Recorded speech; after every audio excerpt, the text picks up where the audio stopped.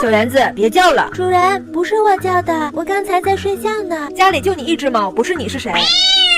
主人，你听到了吧？真的不是我叫的，不会是闹鬼了吧？世界上根本就没有鬼，不要害怕，咱们出去看看。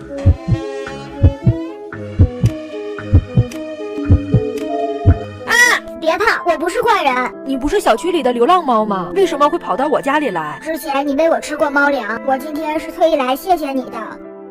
这就是我送给你的礼物，你喜欢吗？谢谢你啊，不过刚才你为什么要叫得这么凶啊？我刚才在门口看见老鼠了，想把它们赶走，但是却不小心吓到你了。没关系的，如果不嫌弃的话，你可以收养我吗？我很乖的。不过我家里已经有小园子了，如果不方便的话也没有关系，我就先走了。我的意思是，如果你不介意的话，可以留下呀。对呀，我自己也很孤单。